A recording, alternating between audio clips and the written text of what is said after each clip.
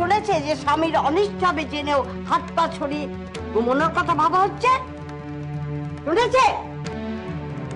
না মা, মেজ বউ অমন ভাবে কথাটা বলেনি। ও বলেছে। থামো বাচ্চা, সে কি বলেছে আমাকে বোঝাতে এসো না। এই কবছরে ওকে আমি হাড়ে হাড়ে চিনেছি। ঘুমো, হাতটা ছড়িয়ে ঘুমো, জম্ম জম্ম হাতটা ছড়িয়ে ঘুমো। পেকা, আয় পেকা, পেকা, মরলি নাকি? ডাকছো মা? দেখছো মা, দেখে দেখে মুখে রক্ত তুলে ফেললুম। দেখছো মা, কোথায় ছিলি? কোথায় কোথায় ছিলি? আমি থিয়েটারে পাঠ মুখস্থ করছিলাম। গুষ্টির পিণ্ডে করছিলে, রাজকার্য করছিলে, পাঠ মুখস্থ করছিলাম। ও বাবা, এই অত বড় চৌকি আমি একা নামাবো নাকি? শেষদা আসুক, তারপর দেখা যাবে কোন। দেখা যাবে কোনটা আমি জানি না। রোদ্দুর থাকতে থাকতে আমি যেন দেখতে পাই যে তক্তপোষ বার করা হয়েছে, বুঝলে? যাও, পাঠ মুখস্থ করো গে, যাও। কেন যে বলতে আমি এসব বলতে গেলাম, ভাবলাম কিচ্ছুটি বলবো না, কিন্তু মায়ের সামনে গেলেই না ভয়ের চোটে হাত পা আমার পেটের ভেতর সেঁধিয়ে যায়। অমনি সব বলে ফেললুম। এবার কি হবে মেজে বউ? কি আবার হবে? নতুন করে আর হবার কি আছে? আবার যদি অশান্তি হয়? হলে হবে। মা ছোট ঠাকুরপোকে বলেছেন বাইরে ঘর থেকে চৌকি বার করে রোদ্দুরে দিতে। ছোট ঠাকুরপোকে? তা আমিও যাবো সঙ্গে। ছোট ঠাকুরপোর সঙ্গে ধরাধরি করে না হয় চৌকি কেন? আর বাড়াবাড়ি করিস নে। আমি বেশ বুঝতে পারছি এবার একটা অনর্থ বাঁধবেই বাঁধবে।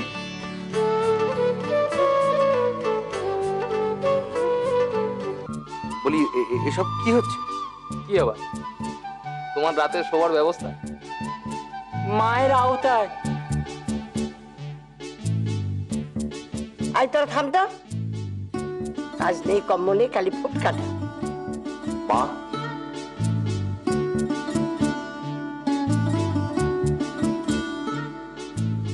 এসব কি হচ্ছে? পরে বলবো, আগে হাত মুখ দিয়ে একটু জিরিয়ে নে, পরে বল, পরে বল। দেবো এসেছে, ওর জল চায়ের কথা কি আমাকে মনে করে দিতে হবে? মেজদা কিন্তু ভারী চটে গেছে। কেন? আবার কেন জিজ্ঞেস করছো?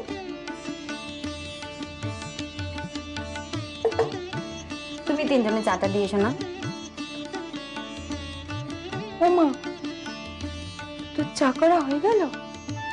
হুম।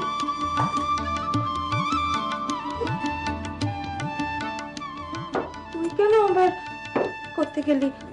আমি তো পারতুম করতে। আমি মোটেই খারাপ চা করি না। ও দিদি, তুমি আমাকে ওই বয়ামটা এনে দাও না।